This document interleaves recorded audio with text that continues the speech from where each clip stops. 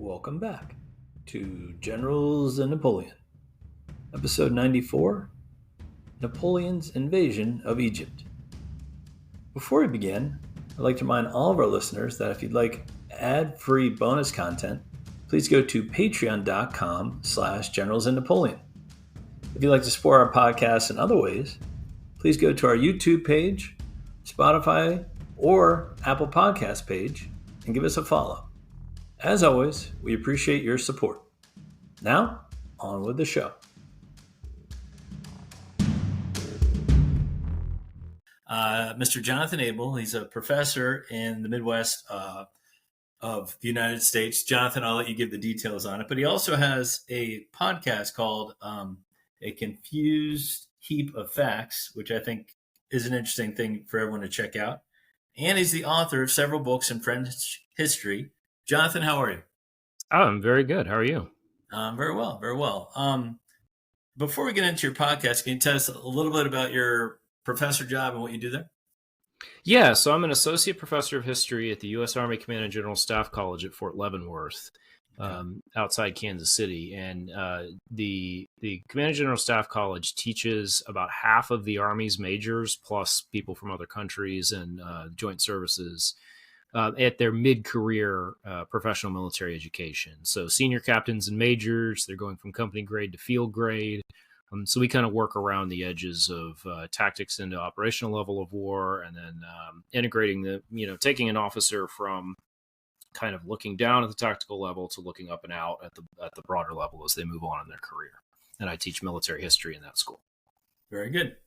And before we go any further, the opinions expressed herein are those of the individual and do not necessarily represent the views of the U.S. Army Command and General Staff College or any other government agency. Perfect. All right. So your podcast, tell us a little bit about that. Yeah, so it's it was actually requested by one of the former one of the generals who used to be at the Command and General Staff College as a way of outreach.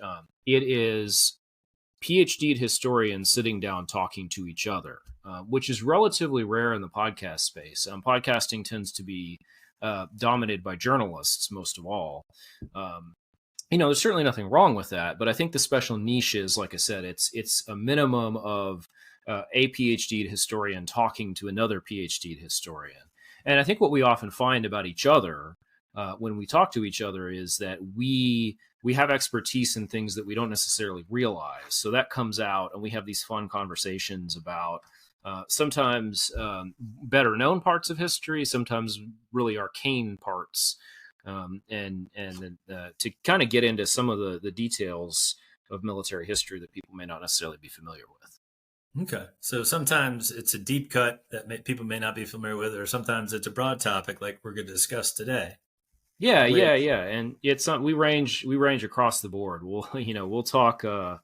We'll talk Crusades with our medievalist, John Hostler. We'll talk race in the U.S. Army with somebody like Dr. Amanda Nagel or Dr. Jeremy Maxwell. So it can be anything, and I laugh because we do absolutely no prep for it.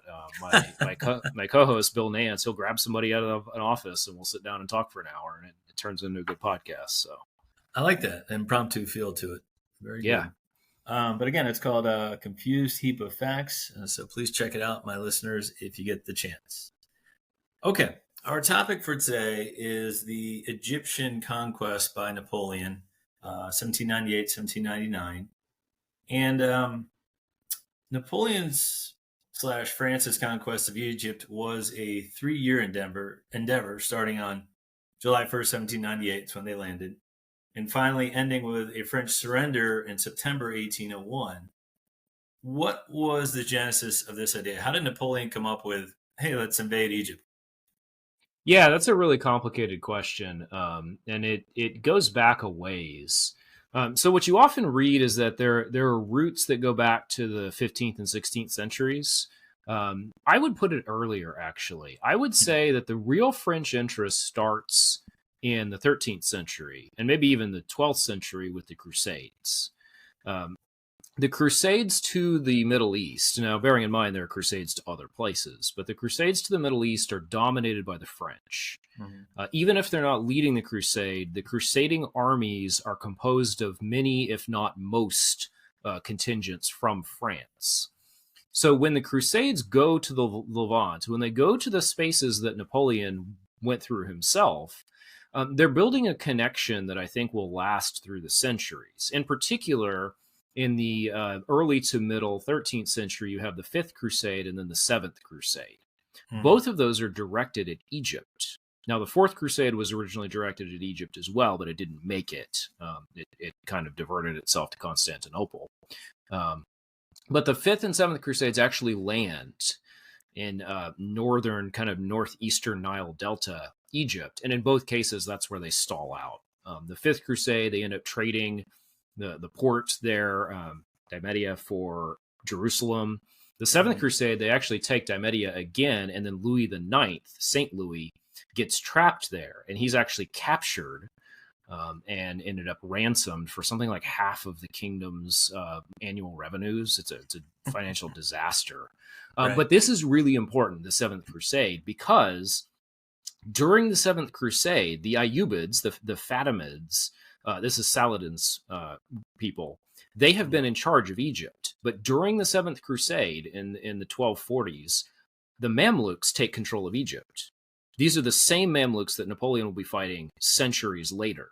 Right. So the Seventh Crusade is really a major meeting point of France and Egypt, long before you get to the early modern era. And of course, you have the idea that Egypt is the place of old civilization, its own civilization, Roman civilization. And of course, the French all grow up reading about the Romans. Right. And then you get commercial ties that are built later. So you get merchants trading in Egypt, French merchants, as early as the 15th century. Then later you have the famous or infamous Franco-Ottoman alliances beginning in the early 1500s. And then over time, throughout the early modern period, France has increasing trade interests in the Eastern Mediterranean. One of the things that we forget is there's a real intensive French trade network that runs through the Black Sea, down to the Syrian coast, into the Levant, and then across the Mediterranean. This is why they buy Corsica, because Corsica helps control that trade. Right. So there's a long-standing interest, both kind of intellectual and religious, but also commercial, in Egypt. And there was a political interest too, because wasn't the French government interested in getting Napoleon the heck out of France? Because this guy, like, crushing Italy, making his own peace accords. So there was probably, they wanted to do something. They didn't know what to do with him, so they're probably thrilled that he wanted to go to Egypt. Yeah, so that's another big part of it. The directory is kind of, it's somewhat stable. It was kind of a kleptocracy, but it was also, we forget, it was the longest running French revolutionary government, so it did actually function. Yep. But yeah, Napoleon is dangerous. He's shown a penchant for not paying attention to the government. He is charismatic. He has support, and he clearly does not want to just sit in Paris and wait for things to happen. So this is part of it. The directors, they need him somewhere else. They need him to not be in Paris. And there's also Napoleon himself is looking for something to do. And Julius Caesar and Alexander were big influences on him, right? So he wanted to kind of follow in their footsteps. Yeah. There's a wonderful book called Soldiers and Ghosts by a classicist, and it's about classical people. It's about the Greeks and Romans, but it's really about memory. And the idea is they're all trying to be Achilles from the Iliad or Agamemnon or whoever. And I think that's true of people who are Napoleon's age, who grew up reading particularly about Alexander. It's Napoleon liked to claim he was the mastermind behind the Egyptian expedition. He wasn't. There were plenty of other people involved. One of the main people was Talleyrand, the foreign minister who later becomes the one of the architects of his downfall. Talleyrand wants Napoleon out of Egypt for the same reasons everybody wants out of France for the same reason everybody wants Napoleon out of France. But Talleyrand also realizes there are opportunities there. So there's this memory thing where Napoleon wants to be Alexander, and you go to Egypt because Egypt is where you make gods. That's where men become gods. Mhm. But Talleyrand is also looking at this, and he's a very savvy diplomat. He understands that England is vulnerable.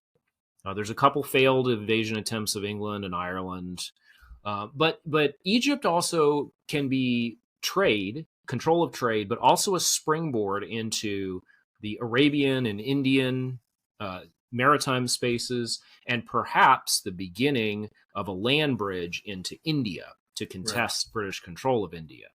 So all of this is getting stirred together after the end of the War of the First Coalition in 1797. Mhm. And all of these reasons are why the Egyptian campaign happens. It's not any one thing, it's a combination of all of them. Well, let's talk a bit about those rulers of Egypt at the time. Mm-hmm. Since 1517, Egypt was nominally under control of the Ottoman Empire. But as you Mm-hmm. mentioned, that Mamluks really ruled the country. Mm-hmm.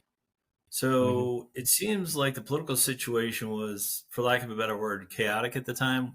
Yeah, we tend to think of the Ottoman Empire as this kind of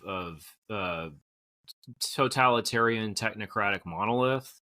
Mhm. Maybe it is under Suleiman the Magnificent in the 16th century, but it's certainly not by the 1790s. Um, there are many parts of it that operate more or less autonomously. So Mhm. people familiar with American history might be familiar with America's first foreign war against the Barbary states, the states That's of right. North Africa, which Yeah. are also technically part of the Ottoman Empire, but they don't really function that way. There might be an Ottoman governor. There might be trade. There might be taxes paid in money or in kind. But the day-to-day administration is devolved to the regional or local level. And this is especially true in a place like Egypt, which has had a coherent identity. It has a group like the Mamluks who are okay running it, again, kind of on a day-to-day level. Now, there is something very important that the Ottomans have that is relevant to Egypt and is relevant across the Muslim world. The Ottomans hold the caliphate. Mhm. And the caliphate is very important for them, for Sunni Muslims, because they owe religious, let's say, Power. not subordination, but they owe their religious fealty to the caliph. So Okay. even if the Ottomans don't exert political control over Egypt, they definitely exert a religious and moral authority. And we're going to Okay. see that play once we get into the campaign. Okay. So Egypt is a place where you have many layers of tribal, local, regional, and supranational politics all kind of meeting, and the edges can be kind of rough. Okay. So Napoleon kind of leads a secretive effort to build a force of 40,000 troops and 10,000 sailors for the expedition. Many of the Mm-hmm. troops didn't even know where they were going when they got on the ships. And it was also, I think, a master class of organization by General Berthier and others. But this part I find very interesting for a conquest. He brings scholars, savants, mathematicians, and non-military personnel along on this this expedition. Why do you think he did that? Yeah, that's a good question. So on the military side of the force, Napoleon is lucky in that there are garrisons around southern France and Italy that he can just pull from. And the Mhm. vast majority of the force, as you said, it's about 40,000. The majority of it is people who had fought in his army of Italy. They're stationed in Italy proper, they're stationed in Corsica, they're stationed in Provence, around Marseille and Toulon. So all he has to do is gather the ships and then put them on the ships, and they're pretty much good to go. Mhm. Keeping them in secret is pretty much par for the course. They're trying to keep the British from figuring out what they're doing. Right. They're trying to fool the British so they don't get intercepted by the Royal Navy, the Mediterranean fleet under Nelson. Now, the other side of this, as you point out, is unique to the Egyptian expedition, and that is this crew of savants that go with him. It's about 150 people, Mhm. some of whom have very prominent names like Gaspard Monge, the mathematician, or Mhm. Berthollet, or people like that. And I think one of the other reasons to go to Egypt has to do with what a lot of people have pointed out, particularly Edward Said, who is kind of the original He's the original dean of what we might call anti-Orientalism. Uh, the French look at a place like Egypt and they see a lot of history, but the history runs from the ancient Egyptians through the Romans, and they don't find much use for anything that follows. In particular, they're not really interested in the history of Islamic Egypt. And at the time, they see Islamic Egypt as being backwards, and they see it as being in need of better caretaking. In the next century, we'll refer to this as the civilizing mission. The idea that Western Europeans go to places that they consider to be primitive, and I'm doing air quotes, civilize them. So like And colonialism. Yeah, it's basically. exactly what it is. And if you read Alex Mikabritz's great book, The Napoleonic Wars, he says that this is not confined to the 19th century. It begins here. And the Egyptian campaign is pivotal in that.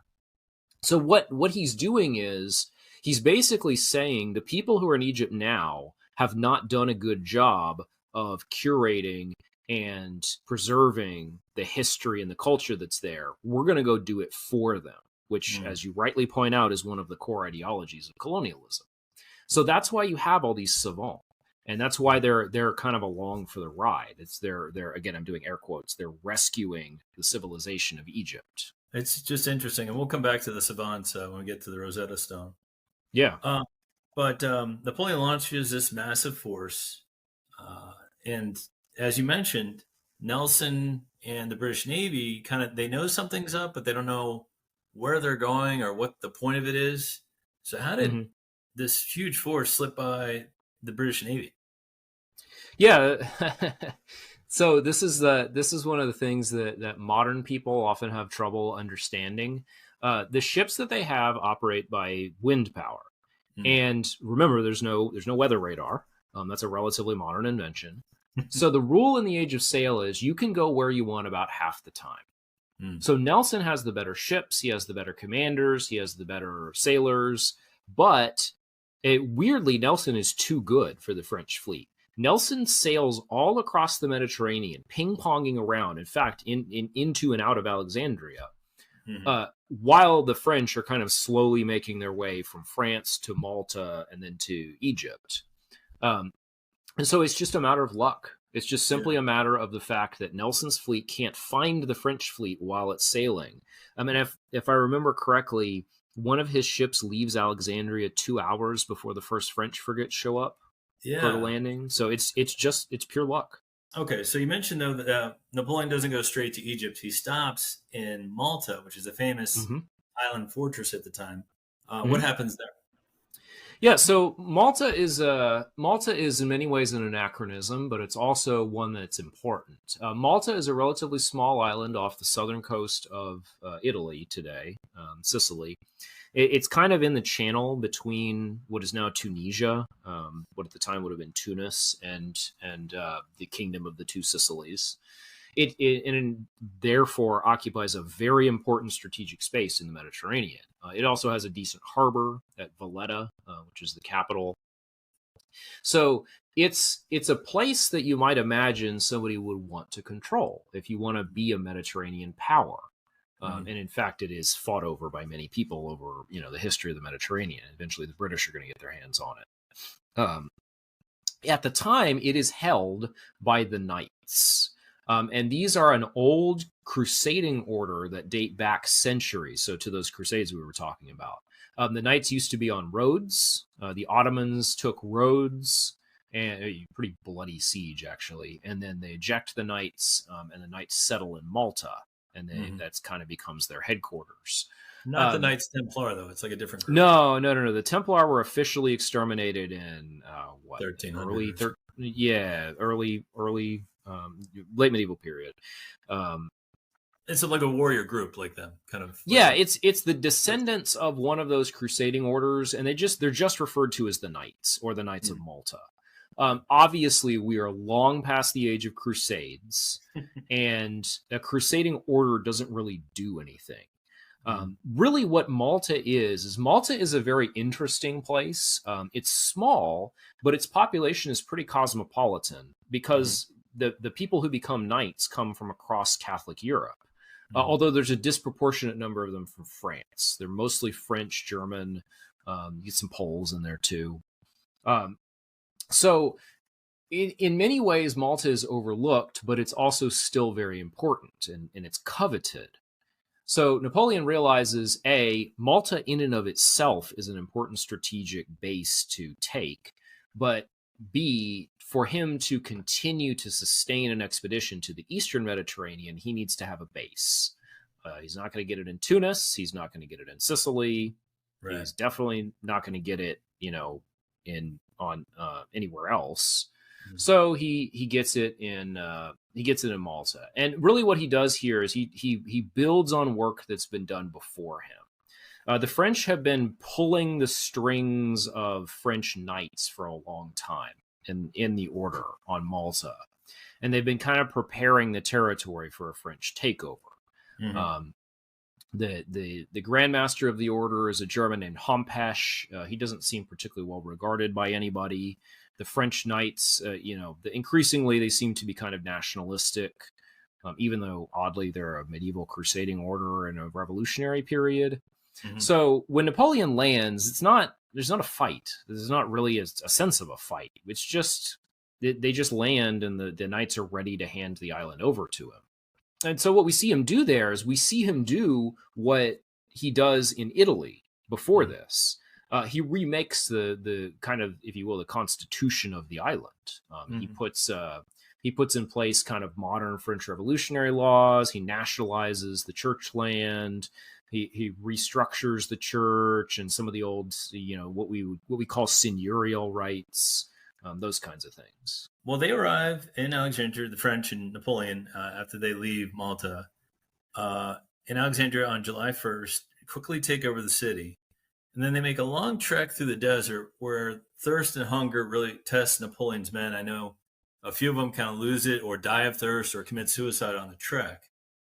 Why did they not have provisions prepared for this trek? Napoleon surely knew there was a desert in Egypt. Yeah, so there's kind of two ways to answer that. One of it is simply that they did, but we also have to understand how logistics work in the late 18th century. So one of the big problems, and I'm not a naval affairs expert. There are plenty of people who can describe this in much greater details than I can. But one of the major problems is that the ships can only carry so much stuff. And of course, the more you put on the ships, the slower the ships move, and you need to move fast to avoid Nelson. And two, these voyages take a long time, so it's several weeks to get across even half of the Mediterranean. So from Malta to Alexandria, so you have to have food that won't spoil. That means a lot of preserved food, whether that's by salting or curing or whatever. But also food that is calorie dense in a way that will make the cargo not be super heavy. And that includes the other stuff you got to bring on the ship. You got to bring the men, you got to bring their supplies, you got to bring the guns, all that stuff. Yeah. So they do have supplies. They have enough supplies for the journey.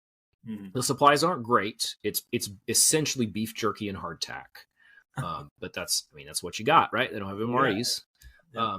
The thing they're lacking is water. Water is incredibly heavy, and this is a problem today. If I have read correctly, the single most cost inefficient thing to get to the International Space Station is water because it weighs so much.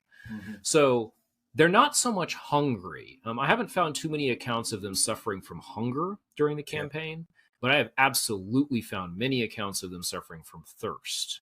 Yeah. Because of course they're overland across the desert. Yeah, and this isn't Lawrence of Arabia. They don't have clothing fit for trekking across. They're wearing their gear for Northern Europe. They're wearing wool, which is not a good idea in Egypt. No, not at all. Finally, in mid-July, they arrive on the outskirts of Cairo and win a crushing victory over the Mamluks at the Battle of the Pyramids. What happens here? Because from what I've read, I mean, the Mamluks had many brave soldiers and cavalrymen, but it just looks like professional armies of Napoleon just kind of set up square and kind of just let the cavalry break into the squares over and over again, or break onto the square. Yeah, so there's a lot here, this is the dramatic battle of the campaign. So I think it's worth spending a little bit of time on. So what happens when the French land is they push their way into Alexandria. There's a fight. It's like 300 people wounded. So it's a minor fight, but it shows that this is not going to be a walkover. At that point, the Mamluks, there are two main Mamluks. There's Murad Bey and there's Ibrahim Bey. Yeah. And at that point, they pull back. So Cairo, of course, it's not on the coast. It's a pretty decent distance up the Nile, basically past the Nile Delta to the south. Right. So Napoleon marches overland from Alexandria in order to steal a march on the Mamluks, on Murad and Ibrahim Bey. And when they arrive, there's this kind of it's not really a fortress. It's more like a fortified town on the Nile. Mm-hmm. So they're coming in from the Nile flows north to south. They're coming in from the west, kind of the northwest, towards the Nile, north of Cairo. And what they do is they have a force that's facing this fortified town, and there's some old cannon there. So it's not, these are not guys with swords fighting guys with muskets. But the town isn't particularly well defended. Mm-hmm. Now, what the Mamluks have is they have a fighting force that consists of two main kinds of troops. The bulk of their forces are Egyptian militia. And these are the standard militia types, basically, random citizen, go grab your gun, come stand in formation and fight, right? This is the citizen militias that America won its independence with. Right. The other major Mamluk branch is their cavalry. So the main Mamluk force, it's not the main by size, but it's the main by quality, is their mounted force, their cavalry. Mm-hmm. And they fight using more or less proper contemporary cavalry tactics, minus having a lot of artillery. That's the thing they really lack. Right. So they have good cavalry. The thing they're missing, though, the two things they're missing discipline. This is not a professional army. Even you could argue the Mamluks are not strictly a professional army. They're more of a mercenary force, as odd as that may sound. And they're lacking kind of the trappings of modern warfare in the sense, particularly of having a lot of cavalry, a lot of modern muskets, and all of the support, engineer units, things like that. Right. So Napoleon rolls up. He sees the Mamluks on the Nile. He sees the army being gathered. He also sees this fortified town. Now, he has a little flotilla of boats with him, and some of those boats have guns on them. There's also a Mamluk flotilla, so there's actually this little river battle that happens.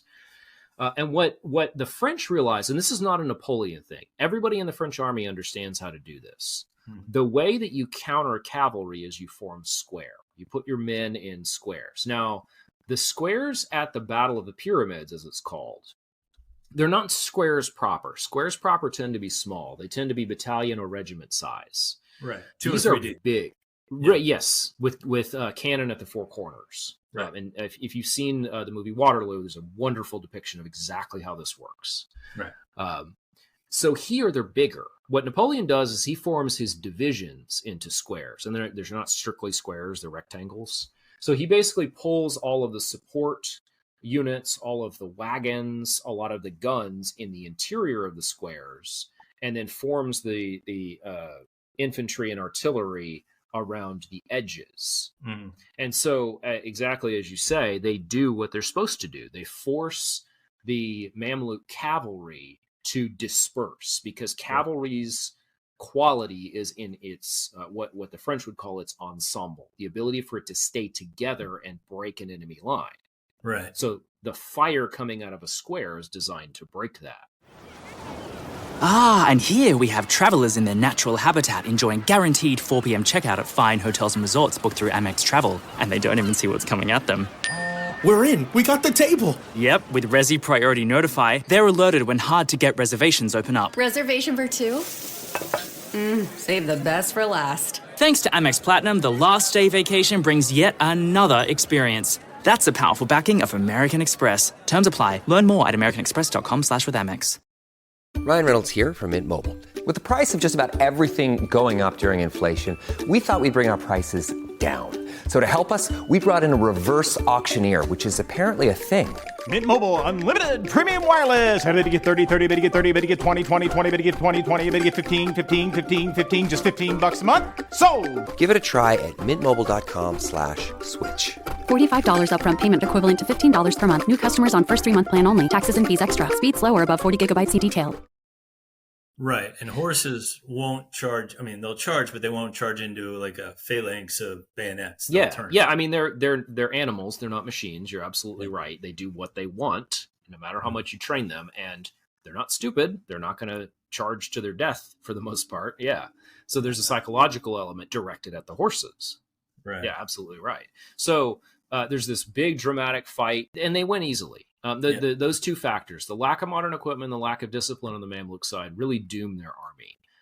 And it's, any militia against the experienced professional French army, they're not going to do well. The same thing happens in Spain in a decade. They're just, you can't put amateurs against professionals in a linear, conventional combat and expect them to win. Okay, so good for Napoleon. He's taken Cairo. However, a few weeks later, the British inflict a devastating defeat on Napoleon's navy at the Battle of the Nile. Mm-hmm. Why is this such a horrible loss for the outcome of Napoleon's campaign on mainland Egypt? Is it purely logistics, or is it more to it than that? So, yes, this is a glorious victory. Nelson is an unconventional thinker. He disperses, I wouldn't say destroys, but he disperses the fleet that was supporting Napoleon at Aboukir Bay, essentially reclaims control of the Eastern Mediterranean for the alliance. And I use that term on purpose. It's not just the British anymore. Right. But in terms of what might have gone differently, there is no difference than if he hadn't fought a battle at all. If all Nelson had done was to trap the French fleet at Alexandria, the outcome would have been the same, which is Napoleon does not get any more supplies or reinforcements. Right. So the destruction of the fleet is not really material to the larger strategic outcome. And this is something that we talk a lot about at the Command and General Staff College. And it's something that a lot of people who study militaries and military history often trip up on. The outcome of battles has to have a meaning within the larger operational and strategic context. And just because you win or lose a battle doesn't mean it necessarily has higher level meaning. Well, you bring a good point, because it doesn't prevent Napoleon from carrying on further military operations. He does. He has many other battles. And it does cut his communications with France, and it does prevent some supplies from getting in, like you said, but it doesn't. He doesn't just go up into his castle and say, I'm done. There's nothing I can do. Right. And as I said, it's not, the choice here isn't between fight and win the battle and do nothing. Just, go sail back to his mistress in Italy. The choice here is between interdict the fleet or destroy the fleet. And, those are essentially the same thing, because they accomplish the same strategic objective. You block Napoleon from receiving supplies and reinforcements for the most part.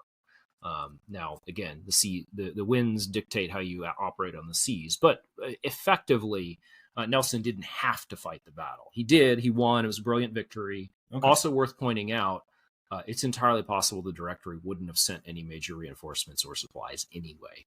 True. Because, they have other things on their mind by this point. Yeah, we'll come back to that point as well. So during this time, Napoleon's consolidating his grip on Cairo and in Egypt. And I know, he's doing everything he can to fit in. He's learning about the Quran. He's even dressing in somewhat, Egyptian gear. What changes is he making to the country itself? So he does in Egypt what he had done in Malta. He essentially revolutionizes it. He uproots a lot of the traditional socio-political structures. He replaces them with what he considers to be proper, modern, rational systems. He declares freedom of religion.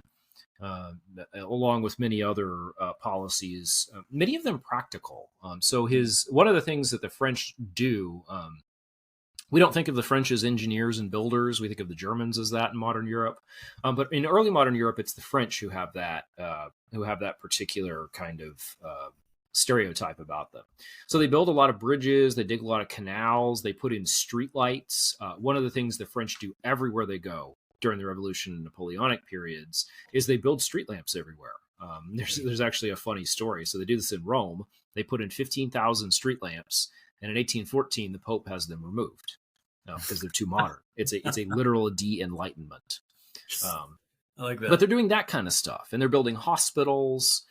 They're essentially spending a lot of money on Egypt, money that was taken from Switzerland and Italy, which had been recently conquered, that the Ottomans and the local rulers either didn't have or didn't care to spend on kind of public works projects. And that's not necessarily an insult to the local and the Ottoman rulers. It's just they had different priorities. Right. So Napoleon's trying to enact reforms in line with the revolution, in line with his own predilections, which are for control and rationalization and optimization. But he is also, in many ways, angering the local populace. Yeah, we'll come back to that here as well. In late August, he sends out one of his most able generals, Desai, along with future Marshal Davout, on an expedition to Upper Egypt to pursue the Mamluks. How does this venture go? So it goes pretty well for the most part. Generally, when a French army meets a Mamluk army, the French army wins. In fact, I don't know that there's a single significant combat where that's not true during this campaign until the very, very end. So Desai marches south. He's trying to run down Murad Bey, who's fled into Upper Egypt to reconsolidate. What Murad is doing is he's drawing on local and regional allies. So he's pulling troops in. He's pulling them up from the south. He's trying to pull them across from the Arabian Peninsula. I think there's a couple units of infantry that come from the Hejaz, so either Mecca or Medina. And they, this is kind of a small scale war. This is a few thousand men meeting, a few thousand more men, beating them pretty much at every turn. As you mentioned, Davout is down here. He's a very low ranking, but he gets a couple commands, and he does pretty well. There's one kind of medium sized battle that he manages to beat a larger force, although not on his own. There's other generals there too. Right. But Desai does not accomplish the goal. He is able to hold the opposition there, but he's not able to defeat it. Upper Egypt is a vast place. The wider kind of Red Sea, Arabian Peninsula, Upper Egypt region is an even bigger place, and his small force is not nearly large enough to really do anything about it. Right. So he shows the quality of himself and his subordinates and the French troops, but he can't actually accomplish anything towards the strategic pacification of Egypt. Yeah, but it's probably interesting that he probably gets on Napoleon's radar for future marshal promotion a few years later. Yeah, and one of the sayings is that Davout may have gotten Desai's baton. Yeah, because he unfortunately died of Marengo, Desai. But This episode is brought to you by Jira. Ever wonder how those big marketing campaigns that make headlines get delivered on time? It all starts with Jira, the only project management tool you need to plan and track work across any team. Every step of that campaign is organised in one place, from launching the campaign all the way back to designing ads and writing creative briefs. Get started on your next big marketing campaign idea today in Jira. But by October 1798, it seems the Egyptians have had enough of Napoleon and the French invaders, and there's a revolt in Cairo. What kind of ignited this, and how was it repressed? Yeah, I think to truly answer this question requires some pretty detailed research in some archives in places like Egypt and Turkey. But I think we can generally characterize a couple things that have happened. One of them is ground level. So the reforms Napoleon puts in place and the kind of airs he's putting on, you mentioned he tries to dress in local clothes. He kind of head fakes towards saying, well, maybe we'll convert to Islam. No one buys that. No one buys any of it. They see right through him. They're smart. They understand what's going on. And more than anything, Napoleon's an outsider. Most people in most conflicts throughout all of history just want the outsiders to go away. Right. And they really don't buy this idea that the French might be interested in Islam. Yeah. And even if the reforms are positive, it's an outside idea. And French revolutionary ideas are not compatible with religion in general, as we find. Same problems in Spain. When he tells the conservative Catholics of Spain, hey, we're bringing you modernization, and they say, nope, we want our priests back. Right. So same thing is kind of happening there. Now, at the upper level, a lot is starting to change. And the timeline, a lot of these events are overlapping, but they all kind of feed into each other. One of them is that the Second Coalition is forming. So the Ottomans don't buy that Napoleon is there to fix their province for them, because it turns out they're not stupid either. So they form a new coalition that's directed against France. The other major ally that joins is Russia. The Tsar of Russia, Pavel, wants to be in charge of the Knights. And in fact, he will get himself elected as the Grand Master of the Knights. And he wants Malta back. Or he wants Malta for the Knights back, which is the same thing if you're the Grand Master of the Order. So Russia joins. The first time Russia has joined an anti-French coalition, not the last. So the British throw in, of course. Eventually the Austrians are going to as well. We're going to end up with war in Italy. We're going to end up with war on the Rhine. So one of the things that happens in that is the Ottomans declare not only that they're at war with France and that the French are outsiders at war with the Ottomans, they also declare,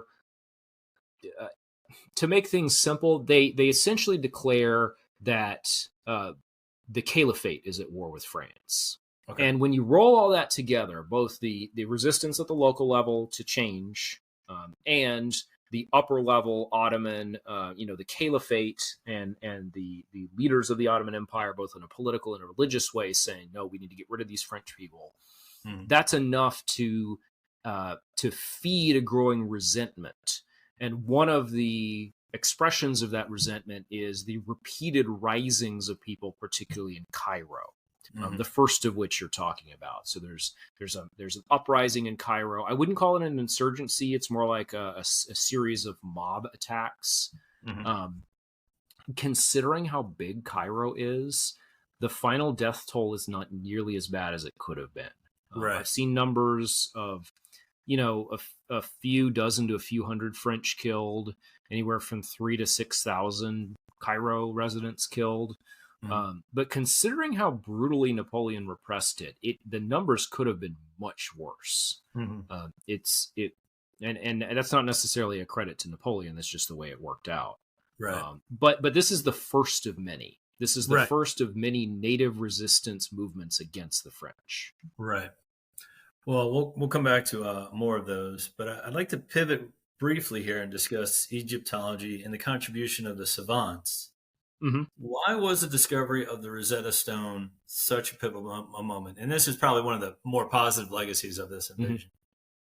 Yeah, I think a lot of people would argue it may be the only positive legacy in some ways. So the Rosetta Stone didn't matter at all when it was found. It was a chunk of rock. Everybody recognized what it was, but nobody could do anything with it. And for those not familiar, the Rosetta Stone it's a black slab of stone. It's got 3 writing systems on it: Egyptian hieroglyphs, a kind of Egyptian cursive, and Greek. They could read the Greek. They couldn't read the Egyptian scripts. They can't for decades. The problem with the Egyptian hieroglyphs is they're not an alphabet. They're a series of pictographs. So it's not like you could just use, basically the equivalent of a language model and understand what the phonetic symbols are. So it's not until much, much later. I want to say he starts in the 1830s, but it's a French linguist named Napoleon who is finally able to crack the code on the Greek and how it relates back to the hieroglyph pictographs. So it's basically 50 years later. It takes about 50 years for them to really understand how the pictographic system works. And that's what cracks the hieroglyphs. As you say, this is the single, positive in terms of kind of world understanding of the past element of this campaign, because it enables linguists to unlock the Egyptian script. Right.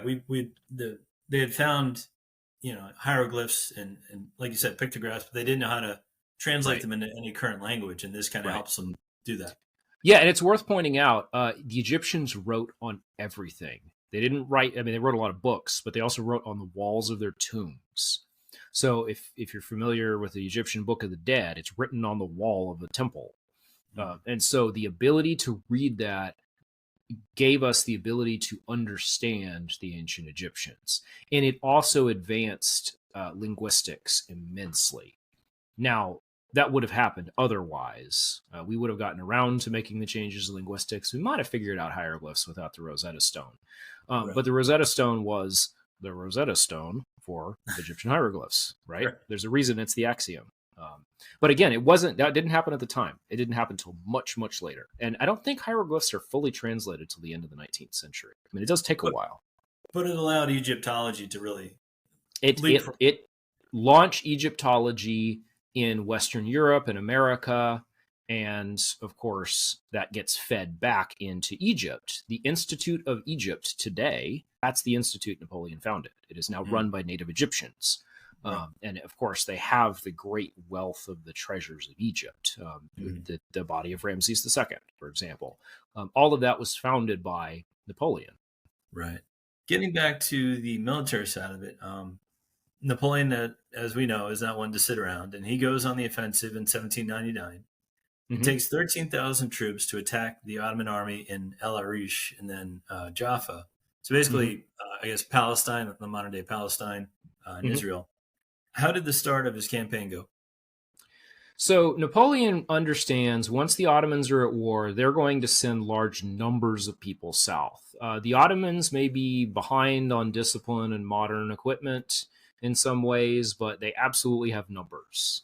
So the Ottomans dispatched 2 armies to Egypt. One of them is going to come by sea, one of them is going to come by land. So as you say, Napoleon is not a defensive commander.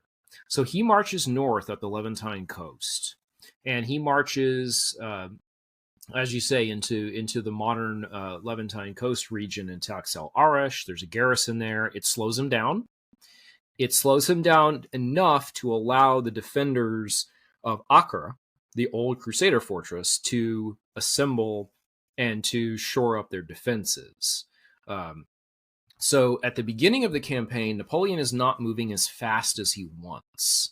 And he's suffering from being in the desert, from a lack of infrastructure. He's got to move his guns on boats. So it's a truly amphibious operation. But he's got to take these small forts before he can get up to Acre, which kind of will give him control of the southern Levantine coast. Right. What is the aftermath of Jaffa? I know he wins, but a lot of his troops contract plague. And then there's a case of several thousand prisoners who had promised not to fight Napoleon after El Arish, and he counters them again in Jaffa. So he's got to do something with these prisoners, and it's probably one of the most controversial things he's ever done. Absolutely. So as you point out, 2 important things happen in the Levantine coast. One, plague hits, not for the first time, but in a major way. This is where you get the famous painting of Napoleon visiting the plague victims. But also, Napoleon does order the execution of the prisoners from Jaffa. And this is not really something you do at the time. There are gentlemen's agreements that you parole people. And, every army had encountered soldiers that had been paroled and went back into uniform. It was just part of the way things happened in the early modern period. I would say justifying it on legalistic terms is simply Napoleonic myth. I think the reality is practical. I think he thought he just couldn't handle several thousand prisoners. He didn't want to deal with them. You can't let them loose in the countryside, right? Because there is no countryside. So, he made the unfortunate decision to massacre them. Yeah, and I know people will say, well, you're looking at it through current day prism sensibilities, but you can't agree people at the time were horrified by it too. So that's not just a modern people dunking on the past. Right. Well, he continues his march and encounters his stiffest resistance yet at the Siege of Acre. Mhm. Why does he fail here? So he fails, I think, for two major reasons. Well, I'll throw in a third reason. One of them is that the Brits, under a man named Sidney Smith, are providing exactly what you need for a coastal fortress to hold out against a siege. They're bringing supplies, equipment, reinforcements to the garrison, including, of course, if you've got ships, you've got guns. If you've got guns, you've got gunners. That's exactly what you need to help fight off a siege, along with the equipment. Two, Acre is a notoriously difficult fortress to get into. Crusades broke on it. One of my colleagues, Dr. John Hostler, has written about this extensively. But Napoleon's going to break on it too. So it's not, think of it it's not quite like Gibraltar, but it's not far off. It's just really hard to conduct a siege of. Yeah. And then finally, Napoleon has a small army far from the end of its supply line. He's got a few siege guns, but not enough. He just doesn't have enough of what he needs. And it's worth pointing out, Acre is not exactly the kind of siege he had trained to do, where you dig the lines of circumvallation and then you dig your approach trenches. It doesn't really work in that terrain in the same way it does in Northern Europe. So when you put all those things together, you get a fortress that's really hard to break into. And on top of that, the defenders defend it really well. There's a crew of Turks defending it. They're supported by some émigré French, in particular some artillery officers, the British. And there's a famous incident where one of the attacks, if I remember correctly, it's under the future Marshal Lannes, gets past the wall. They make a breach in the wall, and they do the thing that Titus actually found in the attack on Jerusalem in the First Jewish War. There's another wall behind it. So they're through the wall. They finally got done what they need to, and there's another wall they got to get over. Another wall, yeah. So yeah, it's not going to happen. And it's Acre is a tough nut to crack in perfect circumstances, and these circumstances are far from perfect. Yeah, but during the siege, he manages to win another victory at Mount Tabor, which is a horrible loss to the Ottomans. I actually saw this battle on like the top 10 last stands thread on Twitter. Can you sum up this battle? Because Napoleon's not there initially; it's one of his subordinates. So, at Mount Tabor, this is the main Ottoman land army. So they're marching south. This is a standard Turkish army, although it's still very cavalry heavy. What Napoleon does is he has a small force. I mean, it's essentially a couple regiments under Kléber. Probably his most skilled subordinate in this campaign, and that's saying a lot. Good general. Yeah, very good general. He sends Kléber out the same way he had sent Desaix out to Upper Egypt. Kléber is kind of, keeping the countryside from allowing armies to approach the siege. Kléber runs into this Ottoman army. And again, the numbers it's hard to say, probably, maybe let's call it 20,000 militia and, 5,000-6,000 cavalry. So, standard Levantine Ottoman army. And Kléber manages to hold them off for 10 hours, I think, with one dead. Yeah, it's amazing. Which honestly, that speaks to the incompetence of the attacking army. That's not with those small numbers. No matter how good your equipment is, you will not be able to hold against superior numbers that are acting properly. So the Ottoman army is just not doing anything effective here. They're about to overrun Kléber. Napoleon dramatically shows up, defeats them, disperses the army. The army kind of breaks down into its constituent parts. The militiamen go home, just like the American militia do after a defeat in the American Independence War. And so that enables him to try to continue the siege, but of course to no real avail. Right. Yeah, and he eventually has to abandon the siege, which is, Napoleon hates to lose any kind of battle. Right. But he famously decrees, quote, after feeding the war for 3 months in the heart of Syria, taking 40 guns, 50 flags, 10,000 prisoners, raising the fortifications of Gaza, Jaffa, and Acre, we shall return to Egypt, end quote. I mean, this is clearly a spin doctoring of a failed expedition, but he can't say that, right? He can't march back in Egypt and say we failed. He has to make it like a positive for his troops and for history, I guess. Yeah, and exfiltration is always difficult in the best of times. You're right. This is purely Napoleonic propaganda. Although it's not wrong if you take out the Acre part. He True. did nothing substantial to the fortress at Acre, but he did do a lot with a relatively small force. 40,000 men is a tiny army to invade a country the size of Egypt. He did okay. He did more or less what he needed to. But yeah, he's not going to accomplish anything of note beyond basically having taken Cairo from a military force that was simply not ready to fight him. So yeah, we have to give him credit where credit's due, and especially his subordinates. There are very few French generals who are not very good in this campaign. Yeah. But yeah, this is purely propaganda. Well, once back in Cairo, he learns of affairs in Europe from British newspapers and of French setbacks in Italy from that second coalition. Mm-hmm. And he makes the controversial decision to leave his army behind and return to France with a small handful of followers, including future marshals Lannes, Berthier, Murat, and Marmont. Mm-hmm. In fairness, he was requested to return to France by the government twice, but these messages were intercepted by the naval blockade. What is your view on this? Did Napoleon make the right decision? I think the answer to that is basically the answer to whether or not you like Napoleon. What I would say is I think you're right. I think there is obviously an element of personal survival and personal aggrandizement. Napoleon would have fled Egypt whether he had orders to or not. True. But that doesn't necessarily make it the wrong choice. Now, the question is not whether or not he should have fled Egypt. The question is whether he should have abandoned his army there. Right. And I think we can say unequivocally he did abandon his army there. Oh, yeah. Yes, Napoleon's about to go overthrow the government. And we can probably say he did save the French Revolution by overthrowing the government. It's a weird way to say it, but it's probably true. He certainly can be credited for self-preservation. That's not necessarily a bad thing. But he also can be debited for abandoning Kléber and the army, leaving it in Egypt. Yeah, it's a tough question. Was it better for his career? Absolutely. Was it better for France? Debatable. Was it better for the army in Egypt? Well, we're about to see probably not. So after Napoleon leaves, Kléber is the new commander-in-chief. But what happens to Kléber and the French army once Napoleon's gone?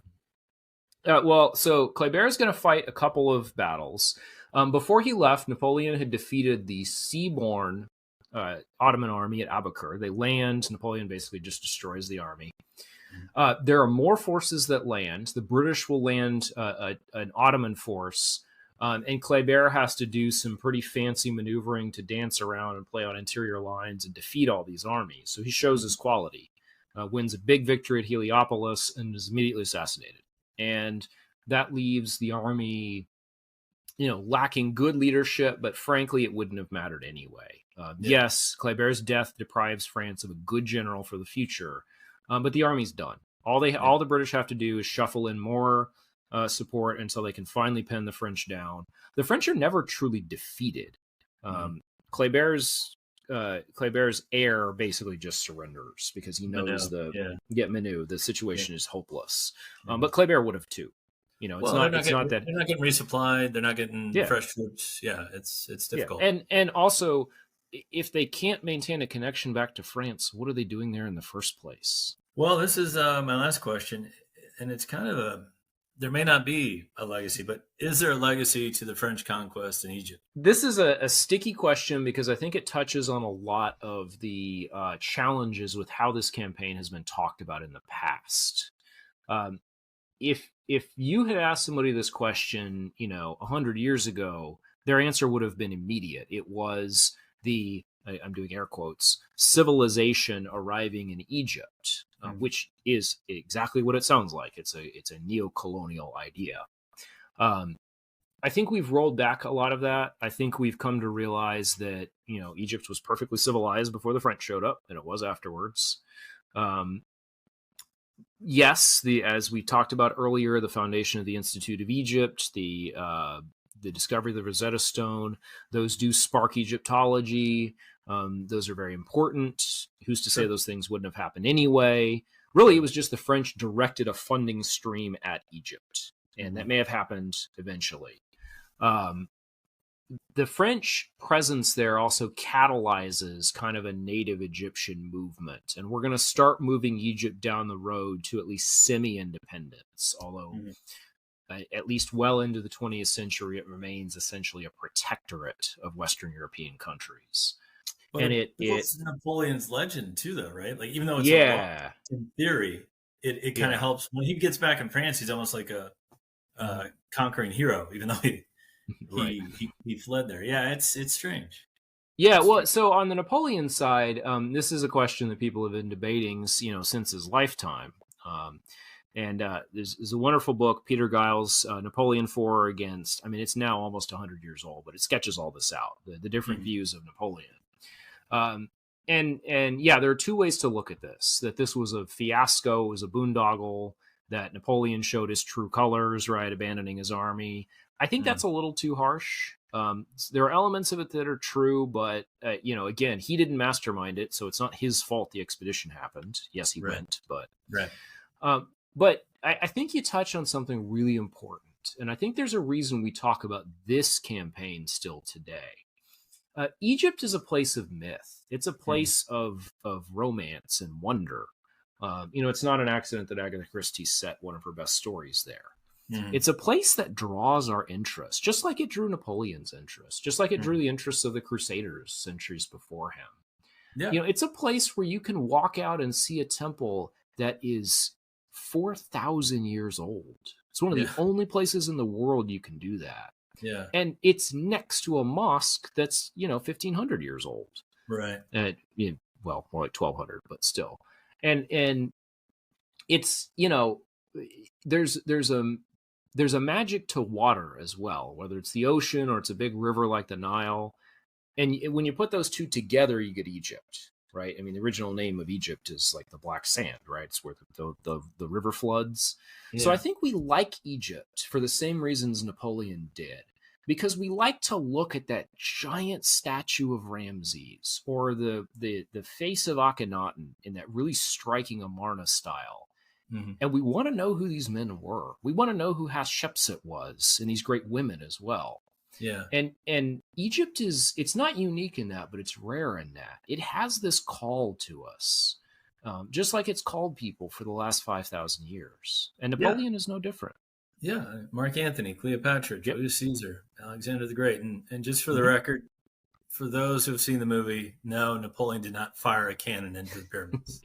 Yeah, that's an old myth. Another old myth that he shot the nose off the Sphinx. The nose had been missing since at least 1600. It basically fell off. Yeah, you're right. That's an old Napoleonic saw. That's simply not true. Actually, the Sphinx was buried up to its neck when he got there. It had not. The people, conservative Muslims, they're not particularly keen on pre-Muslim art that depicts people, so it makes sense that they wouldn't necessarily have maintained those monuments. But yeah, it's as you point out, the movie scenes there are kind of weird. Right? Yeah. But yeah, no, that's a great summary. I appreciate that very much, Jonathan. And again, Jonathan's podcast, Confused Heap of Facts. And if you want to learn more about Jonathan Abel, there's many books that you can find on him, and we appreciate him coming on the show. Yeah, thanks, John. This was a good time.